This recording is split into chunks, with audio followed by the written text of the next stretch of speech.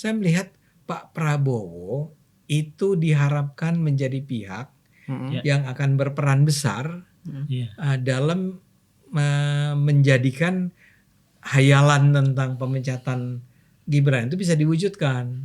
Tapi kan faktanya kan nggak bicara begitu. Prosesnya kan tidak berhenti di situ. Nanti harus ada paripurna yang harus disetujui oleh 2/3 anggota DPR. Faktor-faktor pendukung yang membuat orang rasional untuk memakzulkan Gibran itu memang nggak ada gitu loh, nggak kuat. 25 oke lah masih bisa dari PDI. Kalau 380 kan nggak mungkin. Dan menurut Bang Pacul, Korea di DPR itu kan terserah partai kan. Ketua partai kan. Nah kalau ketua partainya sudah berkoalisi dengan Prabowo Gibran yang dianggap satu paket, nggak mungkin mereka oposan.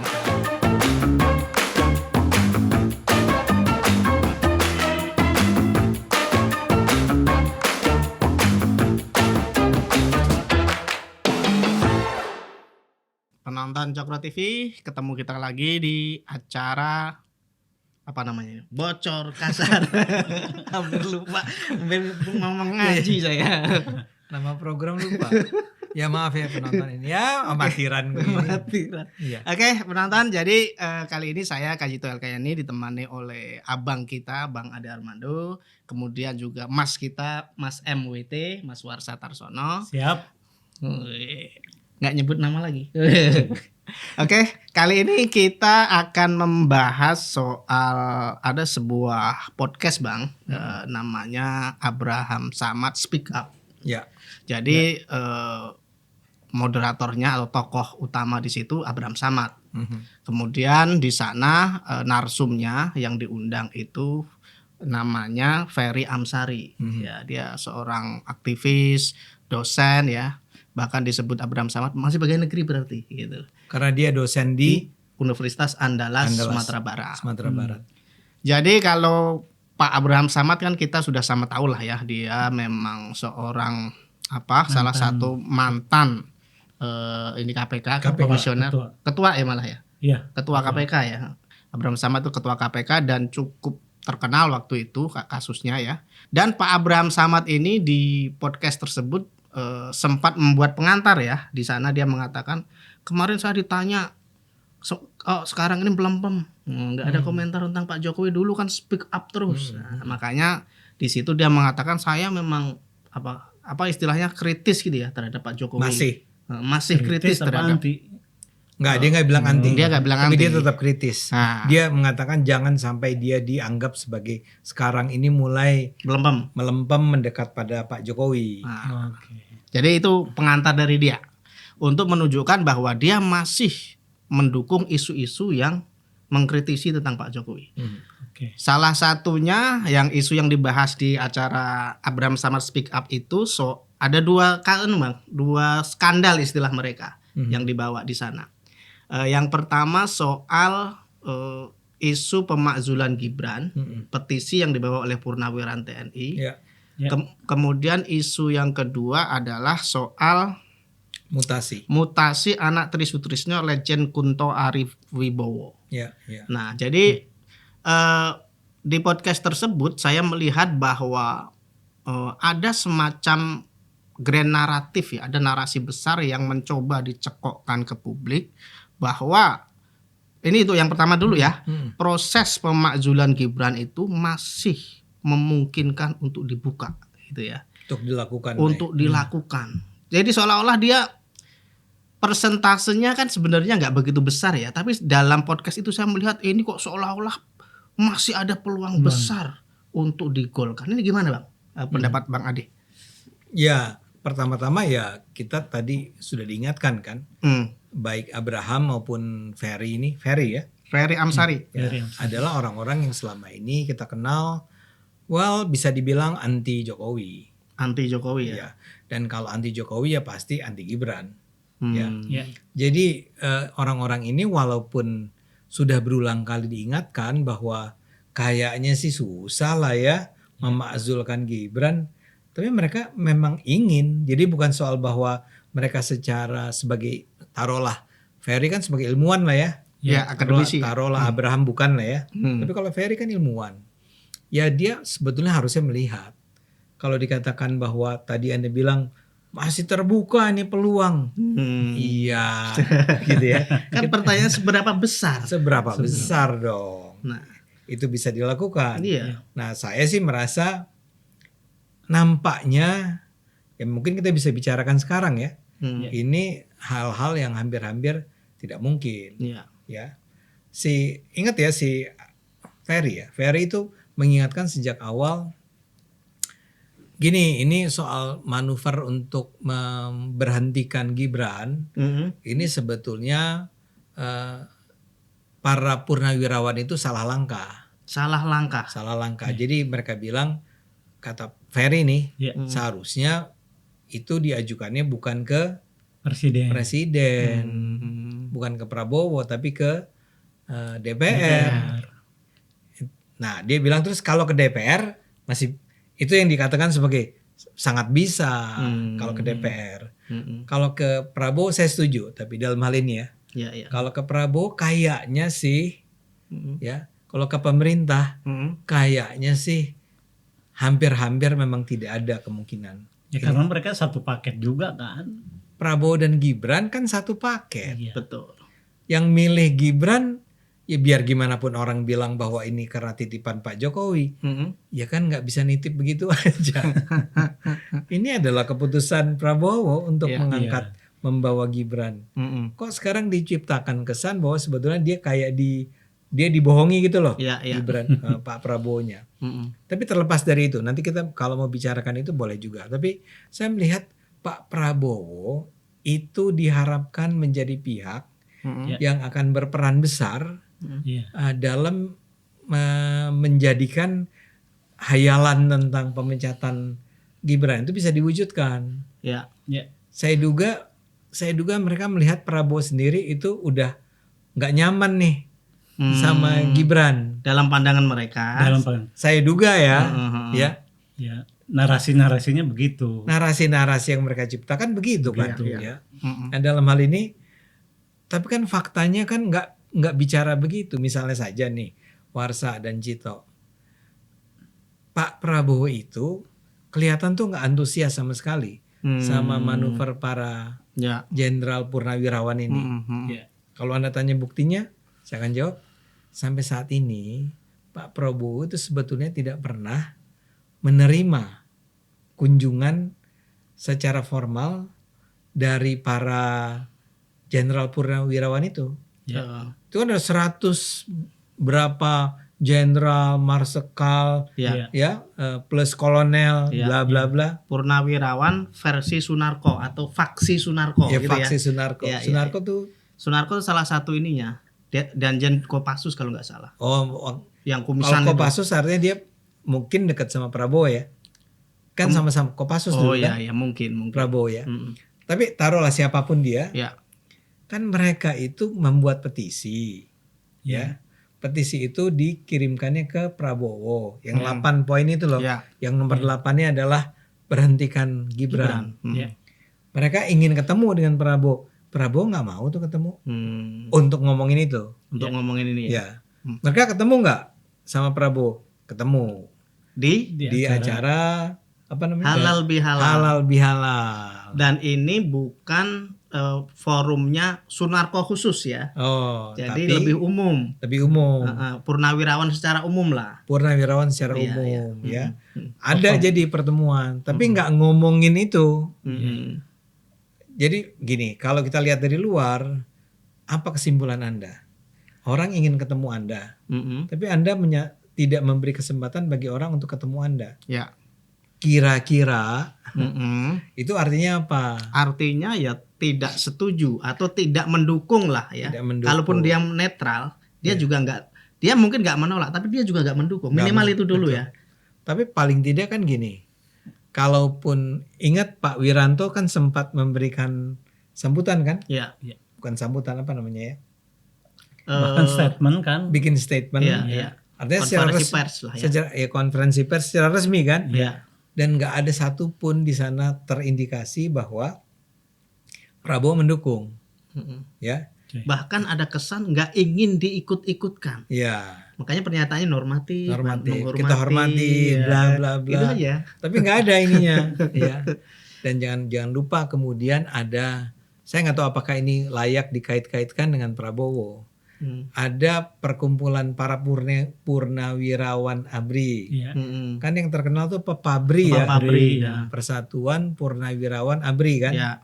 Jadi ada Pepabri, kemudian mereka bersama-sama dengan Persatuan Purnawirawan Angkatan Darat, Persatuan Purnawirawan Angkatan Laut, Angkatan Udara, Legiun Veteran Indonesia, bahkan Persatuan Istri.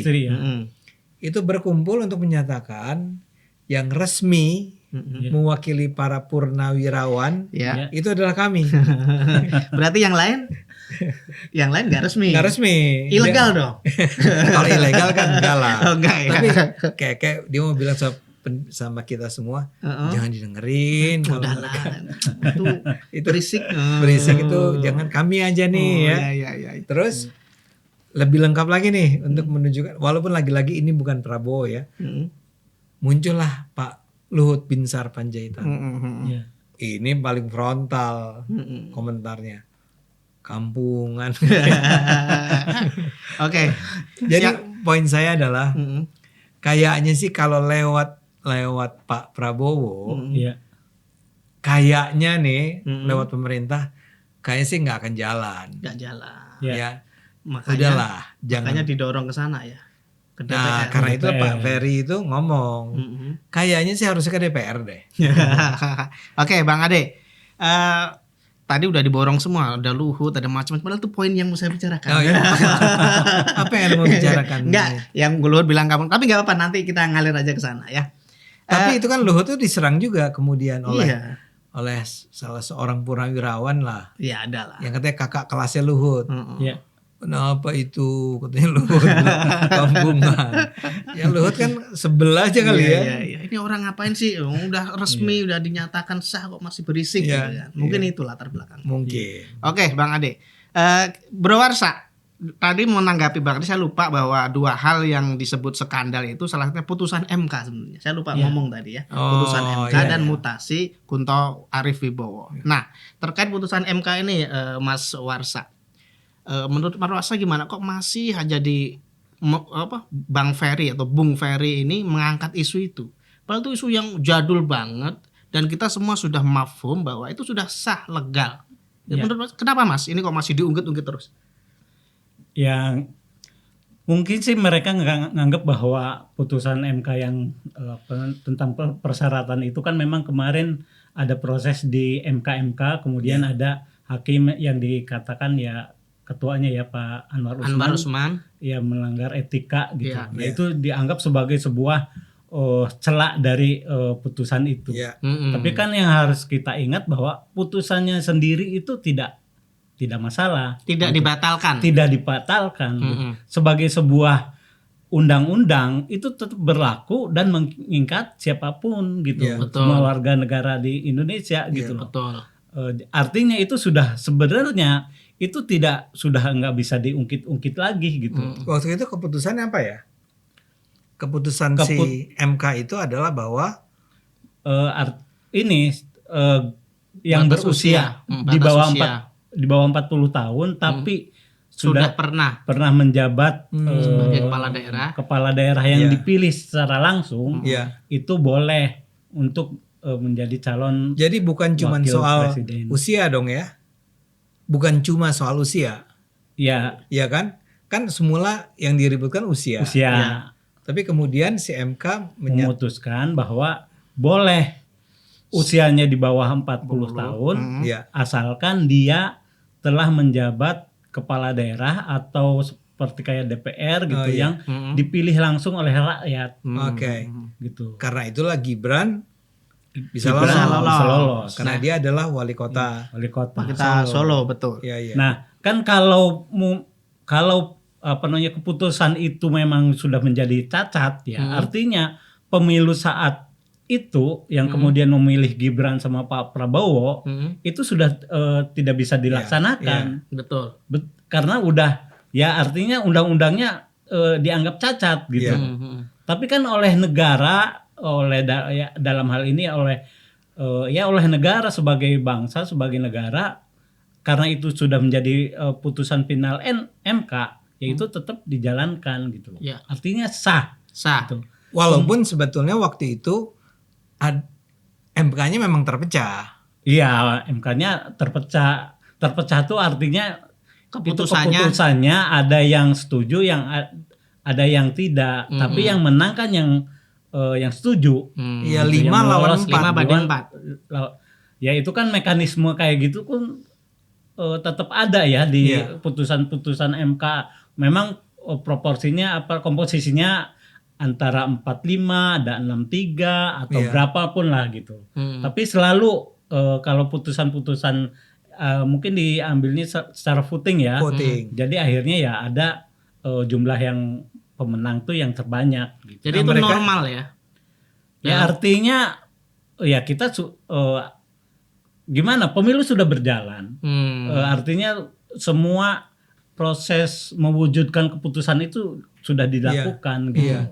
Dan bahkan sampai ke pemilunya, bahkan hasil pemilunya itu sudah kembali disahkan oleh MK gitu. Jadi nggak ada kurangnya lagi bahwa legalitas Pak Prabowo sama Pak Gibran dan Mas Gibran ini sudah sangat-sangat memenuhi gitu. Sudah tidak ada celah lagi untuk dimakjulkan atau digugat hanya karena persoalan itu gitu loh. Oke. Berarti jadi, memang Pak Ferry dan Bung Abraham Samad itu terlihat maksa banget. Ada aja ini maksa-maksa gitu. Maksa-maksa aja dia. Karena memang Purnawirawan ABRI ini di dalam petisi yang dia sampaikan ke presiden itu memang menyatakan bahwa keputusan untuk menetapkan Gibran sebagai wakil presiden itu melanggar konstitusi, mereka bilang. Memang kalimat itu ada. Jadi karena itulah si dua orang ini, si temennya Jito ini orang awak, Bang. Orang awak, Ferry Amsari orang awak kan. Oke, ya saya sih berulang kali ketemu dan saya pikir dia itu pintar. Loh, Anda pikir dia pintar? Enggak, saya percaya dia pintar. Oh iya. Dia pintar kok. Dia pintar. Oh iya. Abraham Samad juga pintar. Iya. Tapi kan kembali ke tadi, masalahnya mereka ini ingin sekali jangan sampai Jokowi masih ada di pemerintahannya Prabowo kan. Oh, dasarnya itu ya. Makanya hal ini dalam hal ada Gibran. Nah, Gibran harus kan sebagai Pak Jokowi. Kan Jokowi ya. Makanya dia itu berusaha keras untuk menunjukkan ini benar nih permintaan para purnawirawan ini. Benar nih melanggar konstitusi. Kalau kita bilang, tapi kan udah diputusin. Itu melanggar. Nggak boleh. Karena ada Anwar Usman. Iya kan? Kan selalu yang diungkit tuh kenapa itu. Ada Anwar Usman. Padahal kalaupun nggak ada Anwar Usman itu 4-4 kan. Ya misalnya gitu. Dan itu kan terpaksa harus diambil keputusan lagi di antara 8 orang itu. Nah dalam hal ini saya menganggap bahwa ya ini kan semua orang yang bilang bahwa ini mengkhianati demokrasi atau merusak konstitusi. Ingat loh, ada 4 hakim Mahkamah Konstitusi yang bilang iya benar sih. Sebetulnya usia itu, makanya tadi saya katakan, saya tanya soal usia tuh gini, usianya nggak diubah, tetap 40. Kan karena memang di berbagai tempat ada sih argumen life begin at 40. Ya apa, hidup itu dimulai pada usia 40. Pada usia 40 itu baru orang menjadi seseorang. Nabi Muhammad 40. Kan gitu ya. Patokannya itu. Islam. Enggak, tapi memang life begin at 40 itu bukan Islam kan. Tapi ada. Tapi jangan lupa di berbagai negara lain siapa namanya dari Kanada itu Trudeau atau apa namanya itu di bawah 40 tahun. Justin kok yang ada 35 gitu ya. Sukses kok ya. Jadi patokan 40 itu memang feodal banget gitu ya, seolah-olah gitu Bang ya. Ya udah ditetapkan. Nah, ini digugat. Akhirnya si MK tuh bilang gini, yang setuju nih. Ya iyalah ya di bawah 40 karena orang-orang ini udah terpilih melalui pemilihan langsung. dia bisa jadi kepala daerah. Nah kalau dia jadi kepala daerah, emang kenapa nggak boleh jadi presiden atau wakil presiden? Yang saya mau bilang adalah itu semua make sense, argumen itu. Nggak usah dituduh, wah ini ada cawe-cawe Pak Jokowi. Kan selalu Pak Jokowi yang salah. Iya kan? Iya, memang saya melihat gini Bang. Jadi memang sejarahnya Bang Ferry Amsari ini panjang ya. Ketika maksudnya kebencian tadi Bang Ade menganggap ini seolah-olah dasarnya itu kan kebencian. Ada seolah-olah ada kebencian di sana. Karena memang sejak 2024 itu Bang Ferry Amsari termasuk salah satu aktor dalam sebuah video dokumenter namanya Dirty Food ya. Itu yang diproduseri Dandi Laksono waktu itu. Nah, menjelang bahkan sebelum ini ya. Watchdog hari sebelum pemilu itu. Ya kita nggak menuduh apa-apa lah siapa di belakang itu enggak ya. Artinya bahwa apapun motivasi mereka, siapapun yang biayai, apapun itulah.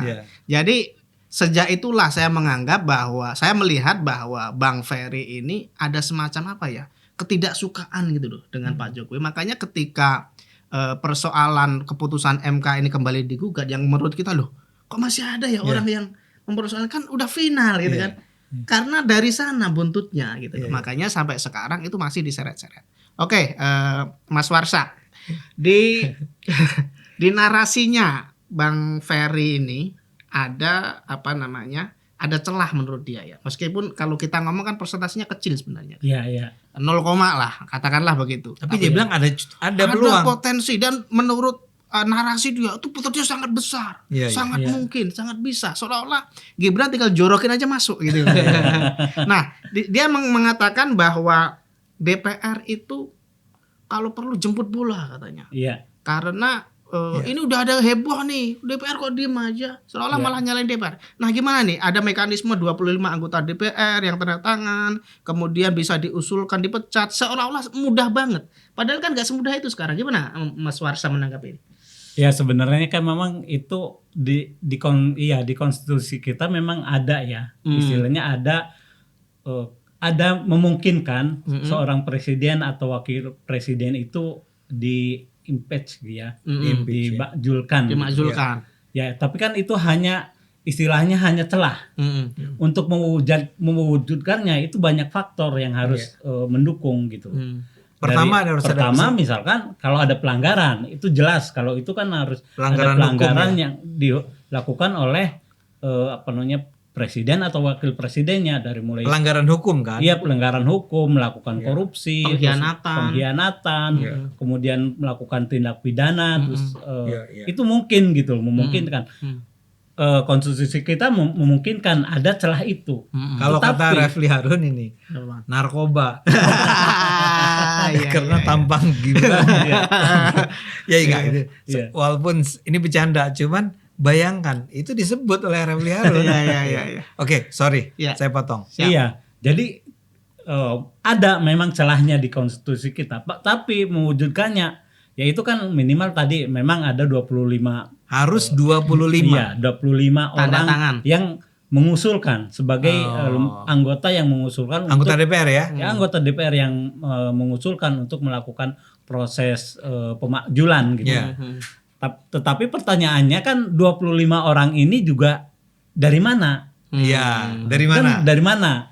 Apa dari partai pendukungnya? Rasanya dari partai pendukungnya kan nggak mungkin. Mereka yang mengajukan, nggak mungkin dari situ. Nggak mungkin. Dari mana? Gitu loh. Partai pendukung Prabowo Gibran nggak mungkin dari situ. Oh iya. Oke, ini maksudnya apa? Gerindra, Golkar, terus bahkan PAN kali ya. PSI kan nggak masuk parlemen dulu. Sorry. Ya lanjut. Udah lewat. Iya. Oke. PKS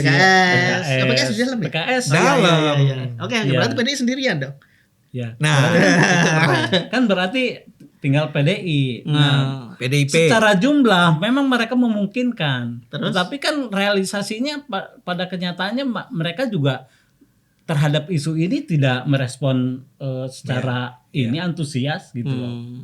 Karena gimana mungkin ada hitung-hitungan politiknya yang artinya sekedar untuk membuat show itu mungkin ya, tapi diwujudkan kan nggak mungkin, nggak, maksudnya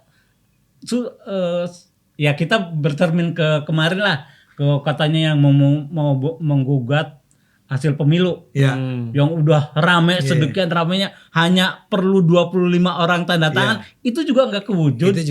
Artinya gitu gini, Mas Warsa, hitung-hitungan politiknya rumit gitu loh. Ya, artinya PDI kalaupun kita mengatakan dia sebagai oposisi, nggak berani head to head untuk menghantam pemerintah. Misalnya begitu ya. Saat ini, kalaupun mereka ikut, ada faksi di PDIP yang mau, itu pun di belakang, gitu maksudnya ya. Suaranya ramai di belakang. Mungkin ada, coba kita pikir-pikir. Kira-kira dari orang PDIP nih, orang yang mungkin tanda tangan siapa aja? Gimana Bang itu? Deddy Sitorus mungkin ya. Kalau Bambang Pacul nggak mungkin. Bambang Pacul pasti enggak. Ya udah Rieke Diah Pitaloka. Rieke mungkin, cuman Rieke tuh karena dia mantan mahasiswa saya, dia kan orangnya sangat rasional. Maksud saya kan Anda tadi mengingatkan, emang bisa. Ini kan kalau ini sampai gol, artinya kan batal tuh pemilu kan? Iya kan? Itu harus salah tuh, ya. Atau kalaupun Gibrannya yang harus diganti, ya harus ada pemilihan baru dan seterusnya. Saya duga sih Rieke enggak. Iya, langgar. Iya. Ya jadi ada beberapa nama lah yang barangkali. Oh ini Guntur Romli. Dia kan nggak masuk ke DPR Bang. Oh dia bukan ya? Bukan. Dia nggak termasuk Bang Ade ini. Waduh. Dia ikut dulu caleg ya. Tapi nggak lolos. Ya. Jadi nggak bisa dia ya. Nggak tapi bisa. dia akan dorong kali. Kan dia juru bicara Hasto. Nah gengnya. Juru bicara PDI. Juru bicara PDIP. Ya geng-geng inilah, geng-geng Hasto tuh mungkin akan ikut tanda tangan ya. 25 dapat lah. Dapat nggak? Ya asumsikan aja dapat gitu. Tapi kan prosesnya tidak hanya berhenti di situ. Oke, ini dapat nih ya. Kita asumsikan dulu ya. Bahwa diperoleh 25 orang anggota DPR yang menandatangani gugatan agar dimakzulkan. Nah, lalu prosesnya kan tidak berhenti di situ. Nanti harus ada paripurna yang harus disetujui oleh 2/3 anggota DPR. Ya, kisarannya kan sekitar 380-an ya.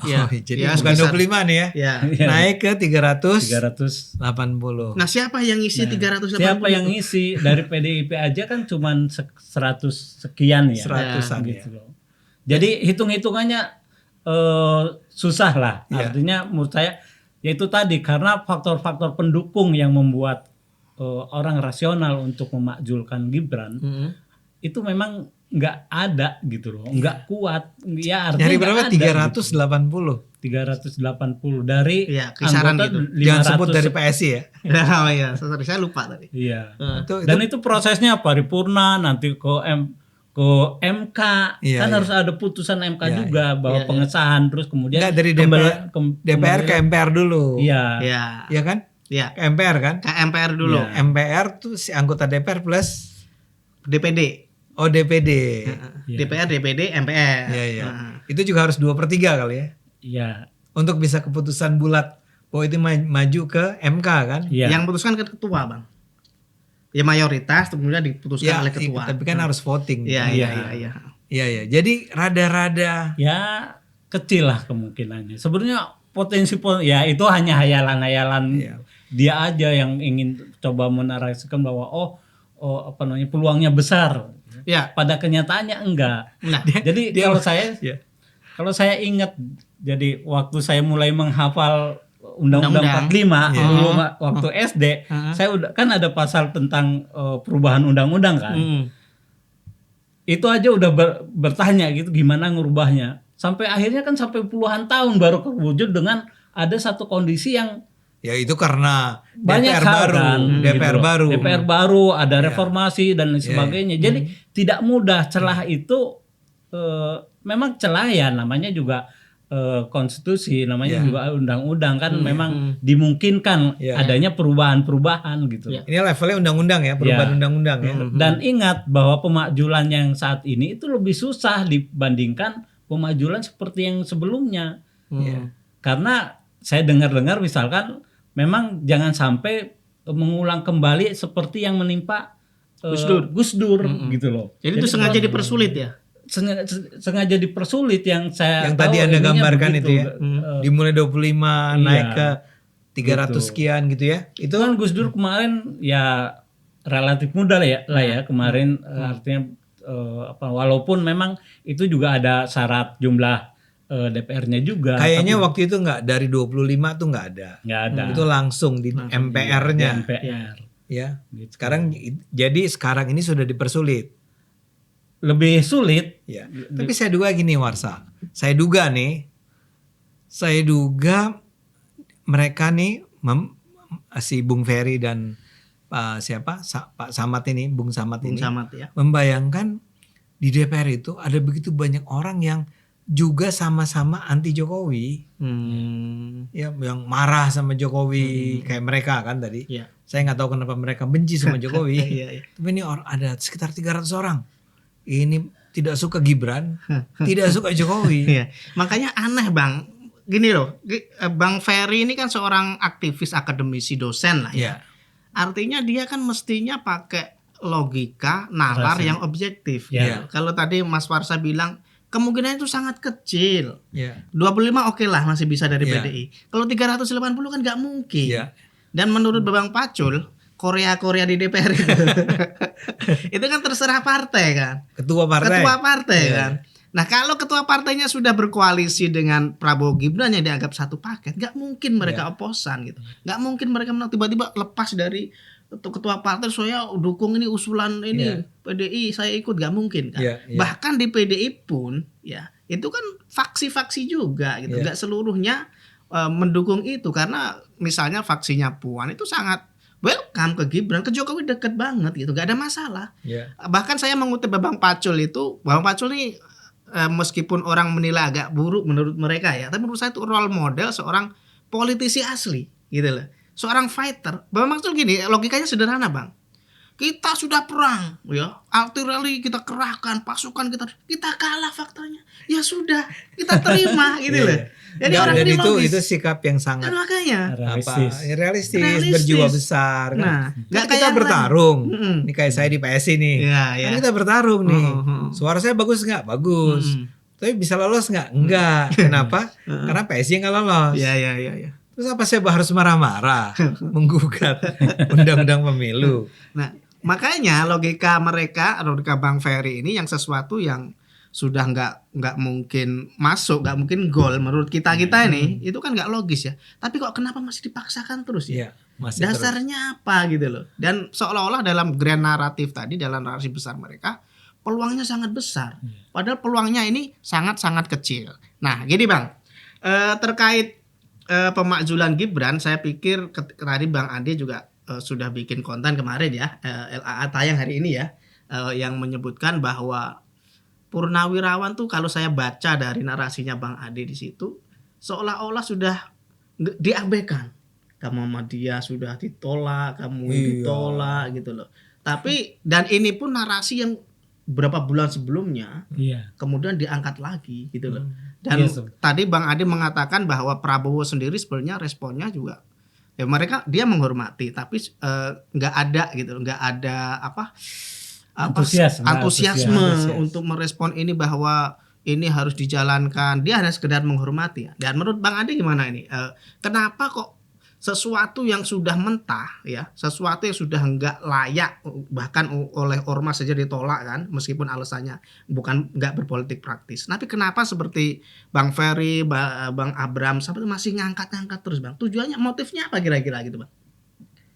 Ya ini kan sebenarnya jadinya nih ya.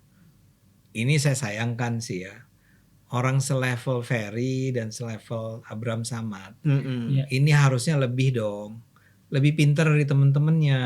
Ya, ini misalnya kan sama aja dengan gugatan mengenai ijazah palsu. Kan udah jelas-jelas ijazahnya ada, masih juga terus diangkat. Tapi ini kan levelnya kan Roy Suryo, Dokter Tifa. Ya lebih kacang lah ya. Maksudnya dibandingin Ferry. Tapi semangatnya menurut saya penyebabnya sama. Dasarnya. Mereka betul-betul ingin merusak kepercayaan orang terhadap Jokowi, terhadap Gibran. Apapun boleh dilakukan. Sebenarnya terhadap Prabowo juga, Bang. Dia ke Gibran itu hanya untuk mempretelin aja dulu. Pretelin bisa juga. Ya, Gibrannya dulu. Yang bisa dulu ya. Karena kan serangan mereka terhadap Prabowo sama Gibran itu dari awal-awal pemilu sudah sering dilakukan gitu. Menolaknya pasangan, bukan menolak Gibran aja gitu. Tapi kan nggak mungkin. Prabowo kan kuat, didukung oleh partai yang dihajar dulu. Gibrannya. Ini DVD et impera, Bang. Jadi dipisahin dulu lah. Supaya gampang. Jadi udah Jokowi, Gibran, Prabowo juga. Gitu. Dan tapi semangat yang Anda bilang tadi kan harusnya dimiliki lah. Udah kalah. Kalian tuh udah nggak bisa, udah selesai. Tirulah Bambang Pacul. Tirulah Bambang Pacul. Sportif, kesatria. Gitu ya. Udah duduk aja di DPR ya. Memang sebaiknya si Pak Bung Ferry ini nanti juga maju 2029 ke DPR kan? Dia orang partai nggak sih? Bukan ya? Kayaknya bukan. Bukan dia. Tapi kembali ke tadi. Kenapa orang sepintar itu menjadi sebodoh ini? Ya saking nggak bisa menguasai nafsu kali ya. Kemarahan dia itu nggak bisa dia kendalikan. Jadi dia harus menghabisi. Dimulai dari Gibran ke Jokowi ke Prabowo. Dan itu sangat kita sayangkan. Betul. Karena memberi pendidikan yang buruk juga ya. Terhadap masyarakat. Kalau kita nonton itu si podcast Abraham Samad, Anda nonton deh, Anda baca ini komentarnya. Sama bodohnya. Ini kan yang orang-orang kalah ini ada juga ada tempat di mana mereka bisa bersuara. Ya saya sih hormati lah ya kebebasan berekspresi, berpendapat. Tapi kan memalukan. Itu seperti kata Luhut apa istilahnya, Bang? Kampungan. Walaupun saya nggak setuju lah. Ya jangan kampungan lah. Mungkin bodoh gitu ya. Oke, Bang. Tadi saya sebut ada 2 skandal ya yang dipersoalkan di podcast itu. Yang pertama soal keputusan MK. Keputusan MK berujung ke pemakzulan. Nah, yang kedua ini soal mutasi anaknya Pak Tri Sutrisno, yaitu Letjen Kunto Arif Wibowo dari Panglima Komando Gabungan Wilayah Pertahanan 1 dimutasi sebagai staf khusus. Jadi kalau awalnya punya pasukan, tiba-tiba jadi staf nggak punya pasukan gitu loh, Bang. Nah, kemudian itu kan dianulir 1 hari kemudian ya. Dianulir. Nah, orang-orang ini orang-orang yang membenci Jokowi menganggap bahwa ini ulah geng Solo. Kemudian diblok sama Prabowo. Pertarungan antara Jokowi dengan Prabowo. Sebelum Prabowo membuat pernyataan soal jasa itu, seolah-olah hubungan Prabowo Jokowi itu sangat tidak harmonis. Nah, ini gimana, Bang? Menurut Bang Adi? Skandal gimana, kedua. Sa? Ya kalau saya sih ngelihatnya lagi-lagi tadi ya. Pertama-tama gini, memang sih mutasi si siapa namanya tadi anaknya? Kunto Arif Wibowo. Mutasi Pak Kunto ini agak mencengangkan ya. Ya bayangin dia dimutasi, besoknya dipulihkan lagi. Ya tapi kan? memang ada beberapa, Bang. Ada nggak hanya dia sebenarnya. Ada beberapa nama. Hanya dia, tapi padahal sebetulnya ada beberapa. Ada beberapa nama sebenarnya. Yang dipersoalkan ini karena Pak Tri tanda tangan gitu kan. Oke, gimana tuh, Bang? Iya. Itu mencengangkan. Tapi kemudian ya analisisnya jangan ngarang dong. Ya enggak? Intervensi Jokowi. Ya gimana Anda tiba-tiba kesimpulannya intervensi Jokowi. Jokowi itu siapa sekarang? Orang sipil. Udah berhenti jadi presiden. Ya bahwa dia masih menerima tamu-tamu di Solo. Ya gimana dong? Memang orang ini sangat populer, dicintai rakyat. Ya saya juga kalau dikasih kesempatan gitu, dan saya punya waktu, saya mau tuh ketemu Pak Jokowi. Sungkem sama dia gitu ya. Terima kasih Pak udah mimpin Indonesia 10 tahun. Saya mau melakukan dan jangan pikir saya dibayar atau apapun. Ya. Jadi dengan kata lain ya dia itu memang orang populer. Sekarang kenapa ada mutasi Pak Kunto ini? Itu langsung analisisnya adalah ini artinya Jokowi. Panglima TNI sekarang masa disetir oleh Jokowi, iya kan? Maksud saya nggak tahu alasan dia dimutasi ya. Tapi hampir pasti itu kalau dalam pandangan saya nggak mungkin lah Jokowi. Iya. Memang sesuatu yang dipaksakan ya kalau versi orang-orang yang benci Jokowi itu apapun kejadian di Indonesia ini pasti di belakangnya Jokowi. Kira-kira begitu Bang. Padahal gini loh, kalau menurut saya justru mungkin ada yang memang menafsirkan, wah ini karena nyerang Gibran, jadi ini akan mengganggu Prabowo dan mungkin orang ini juga ada hubungannya ke Jokowi gitu ya. Terus dia bertindak sendiri. Nah, siapa itu? Yang memutasi tadi. Panglima. Ini kemungkinan ya kita ngomong ini Panglima kan? Ya Panglima atau siapapun lah atau ini bawahnya Panglima. Jadi kan keputusannya harus keputusan Panglima. Iya kan bisa dibisikin bawahnya, Bang ini Pak. Dan dia tanpa sadar, ya kita pindahin.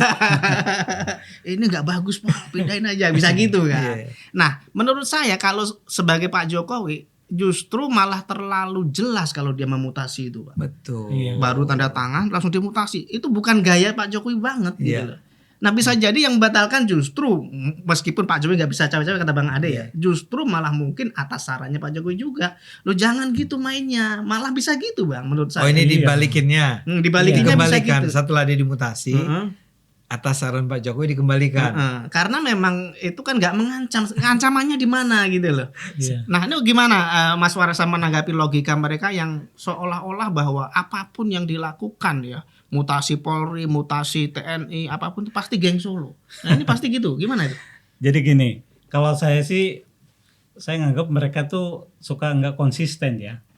Satu sisi suka gini, misalkan tadi ketika pemakzulan Gibran, dia bicaranya mumpung Pak Jokowi sudah nggak jadi presiden, kekuatannya lemah, gitu, udah lemah, gitu. Jadi udah lemah nih ya. Udah lemah nih ya. Ini kesempatan kita untuk memakzulkan, gitu. Itu satu sisi katanya lemah. Tapi ketika ada kasus yang lain ngomongnya, Jokowi masih berkuasa, gitu. Gitu. Ada matahari kembar, gitu. Aneh-aneh. Jadi aneh. Jadi mereka menempatkan peristiwa-peristiwa itu sesuai dengan keinginan-keinginan pikiran mereka aja, gitu loh. Oke. Mas Farah, sorry saya potong karena ini sudah di kode-kode, kita sudah melebihi batas waktu. Waduh, ini perintah Jokowi. Nggak, tapi saya serasa itu penting. Jadi kalian itu sebetulnya ingin bilang apa? Jokowi itu udah melemah, atau apa Jokowi cawe-cawe nih masih? Bukan cuma cawe-cawe dong, kalau itu menentukan. Siapa yang duduk menjadi, saya lupa tadi jabatannya Pak Kunto atau apa? Nih. Komando Gabungan Wilayah Pertahanan 1. Bayang loh. Komando Gabungan Wilayah Pertahanan 1 ditentukan oleh Jokowi. Ayolah. Kalau mau ngarang ya ngarang tuh milih. Dan konsisten. Pilih yang mana ini? Yang kuat Jokowi kuat atau Jokowi lemah. Betul. Ini mengarang bebas orang-orang ini. Oke, ada lagi Bang Ade? Oke, siap. Saya rasa itu kembali menunjukkan betapa berbahayanya ya para komentator ini. Saya sih senang kalau orang-orang ini, saya pro Jokowi ya, mereka anti Jokowi dan mereka ingin membuktikan kesalahan Jokowi. Saya kan bukan apa-apanya Jokowi, saya bukan orang yang dibayar Jokowi, bukan buzzernya Jokowi. Bukan komisaris Bang Ade? Bukan komisaris. Kirain komisaris Bang. Komisaris dari Hong Kong. Enggak, saya mau bilang kalau kasihan udah ngebantu-bantu udah ini terus tapi nggak dikasih jabatan apa. Kan kita nggak pernah peduli sama begituan. Nah, tapi kalau ada orang yang ingin menunjukkan ini loh korupsinya, kayak dulu tuh OCCRB menyatakan Jokowi korupsi, kan narasinya gitu. Seolah-olah lembaga internasional menyatakan Jokowi korupsi. Saya betul-betul baca laporan mereka. Karena saya perlu tahu, jangan-jangan orang yang udah saya bela mati-matian selama ini ternyata korup. Pas saya baca, goblok. Ternyata itu bukan kata OSIS CRP, tapi kata orang-orang Indonesia sendiri bahwa dia itu korup. Nah sekarang pun begitu. Kalau benar bahwa terjadi apa tadi konstitusi, pengkhianatan terhadap konstitusi, ada pelanggaran terhadap konstitusi, saya sih setuju bahwa ya kalau perlu Gibran itu harus diberhentikan. Kalau ada ini ternyata ngarang semua. Jadi berhentilah bikin karangan-karangan bebas semacam ini. Jangan kampungan. Jangan kampungan. Kata Pak Luhut, saya setuju Pak Luhut. Oh, tadi saya sangat setuju. Maksud saya orang kampung kesian juga. Oh iya. Gitu, ya. Gitu loh. Oke, siap Bang Ade. Ada lagi mau disampaikan? Kalau saya sih sebenarnya gini, kita mendingan berpikir realistis aja lah. Gimana kan namanya pemakzulan, pemilu ulang atau itu kan perlu biaya, perlu banyak hal lah, tenaga, pikiran kita juga akan kembali lagi ke situ, memerlukan modal yang saya kira kalau mau mengkritisi pemerintah mendingan pada hal yang konstruktif, artinya program yang dijalankan pemerintah saat ini kritisi gitu loh. Mendingan itu, kalau kembali lagi ke sana aduh itu ribet gitu loh. Mendingan kita perbaiki programnya. Nanti kalau ingin ya perubahan kekuasaan ya kita perjuangkan di tapi pemilu akan datang. Marsa kan terlalu jujur orangnya. Gitu ya. Jadi mereka dia menganggap ini para pengkritik ini memang jujur. Jadi makanya dia bilang yang dikritik yang pemerintah sekarang aja. Yang tentu saja benar. Tapi mereka tuh bencinya bukan sama Prabowo. Mereka bencinya sama Jokowi, sama Gibran. Ini harus dihabisi oleh mereka. Jadi itu saran yang baik. Tapi kayaknya emang saran-saran kita tuh kayak nggak pernah relevan buat mereka. Iya, karena dasarnya tadi benci dan seterusnya, dendam gitu Bang. Oke, terima kasih Bang Ade, Mas Warsa, kita sudah over ini waktunya. Penonton Cokro TV, sampai ketemu lagi di acara Bocor Kasar berikutnya. Siap. Salam.